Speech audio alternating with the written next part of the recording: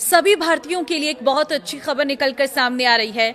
जहां LPG gas की समस्या से सभी परेशान थे, बढ़ती महंगाई से परेशान थे, इस बीच एक बहुत अच्छी खबर यह है कि ईरान ने 2 भारतीय गैस टैंकरों को हॉर्मुज स्ट्रेट से गुजरने की अनुमति दे दी है।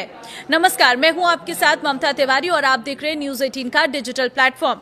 न्यूज एजेंसी रॉयटर्स ने अपनी रिपोर्ट में यह दावा किया है।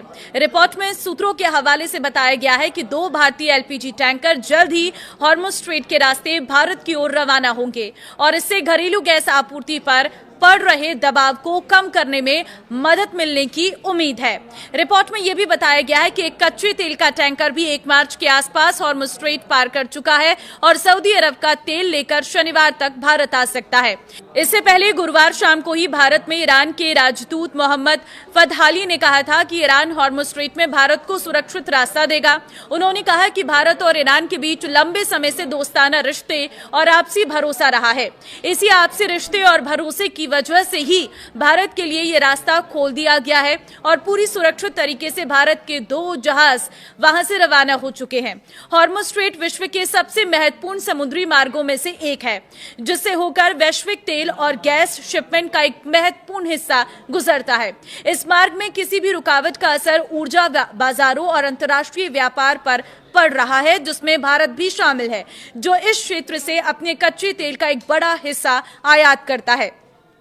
फतहाली के भारत के लिए सुरक्षित मार्ग के संकेत ऐसे समय में आए हैं जब सरकारें और शिपिंग कंपनियां पश्चिम एशिया में चल रहे संघर्षों के बीच हॉर्मुज स्ट्रेट के आसपास की घटनाओं पर नजर रख रही हैं। भारत में शुक्रवार को रसोई गैस के लिए सड़कों पर परेशानी की स्थिति रही। कई रास्तों में लोग कतारों में खड़े देखे गए, खाने पीने की दुकानें बंद हो गई, जमाखोरी की खबरें भी फैलने लगी। जबकि केंद्र सरकार लगातार ये कह रही थी कि देश में एलपीजी की कोई कमी नहीं है।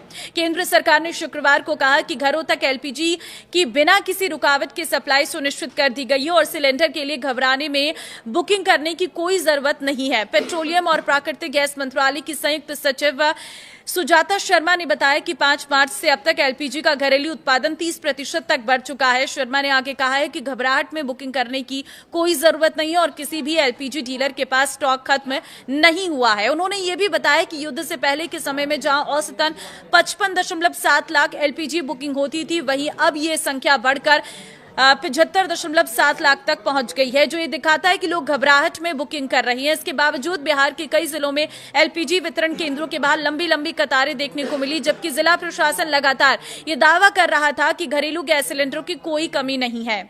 इजरायल और अमेरिका ने 28 फरवरी को ईरान पर हमला कर दिया था। हमले के जवाब में ईरान ने हॉर्मुज को बंद कर दिया। ईरान के हमले की वजह से जहाज इस संकरे जलमार्ग से नहीं गुजर पा रहे थे और भारत के जहाज इस जलमार्ग के बंद होने की वजह से काफी अधिक प्रभावित हुए हैं।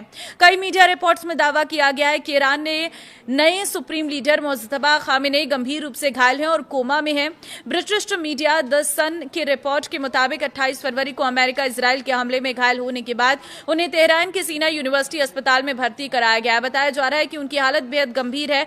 रिपोर्ट के मुताबिक हल्के चोट के निशान हैं जो गहरे होते जा रहे हैं। उनका एक पैर काटना पड़ा और लिवर को भी काफी नुकसान पहुंचाया। अस्पताल के एक हिस्से को पूरी तरह से सील कर दिया गया और वहां पर भारी सुरक्षा तैनात है।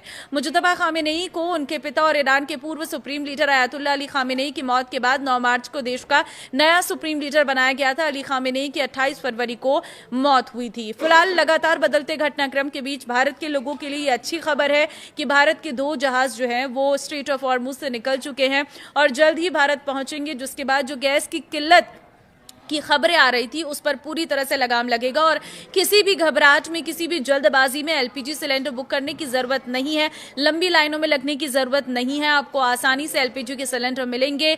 इस अफरा तफरी में लोगों ने सिलेंडर की बुकिंग बहुत ज्यादा कर दी थी, जिसकी वजह से वेबसाइट क्रैश हो गई थी, जिसकी वजह से फोन कॉल रिसीव नहीं हो रहे थे गैस कंपनियों के द्वारा और यही वजह रही कि लोगों ने घबराहट में, जल्दबाजी में सिलेंडर्स बुक करने शुरू कर दिए। जैसी वेबसाइट आधे घंटे के लिए ओपन होती थी, कई लाखों में लोग रजिस्ट्रेशन कर देते थे और यही वजह रही कि एलपीजी की डिमांड जो है वो बढ़ती चली गई और सप्लाई में देरी होती चली गई, जिसकी वजह से लोगों में पैनिक की सिचुएशन क्रिएट होगी। जबकि आपको पैनिक होने की जरूरत नहीं है, क्योंकि पर्याप्त मात्रा में सरकार का ये कहना है कि उनके पास गैस का स्टॉक मौजूद है। लेकिन कुछ वजहों से सरकार जो है जमाखोरी ना हो सके, कालाबाजारी ना हो सके, इसके लिए लगातार नियमों को बदल रही थी और कई इसी वजह से गांव में 45 दिन बाद बाद दूसरा सिलेंडर की डिलीवरी अब होगी, ये सरकार ने निर्देशित किया है। तो फिलहाल इस वीडियो को सभी के साथ शेयर कर दीजिए, क्योंकि ये अच्छी खबर है कि अब भारत को जल्द ही 2 एलपीजी के जो जहाज हैं वो मिलने जा रहे हैं, जिसकी वजह से जो एलपीजी की समस्या भारत में आ रही थी, जो गैस की समस्या भारत में आ रही थी, वो खत्म हो जाएगी।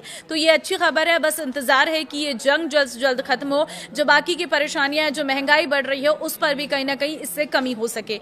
इस वीडियो को शेयर करना जरूर, क्योंकि सभी लोगों को पता चल सके कि वॉर की सिचुएशन में आखिर भारत के पक्ष में क्या माहौल इस वक्त बना हुआ है। नमस्कार।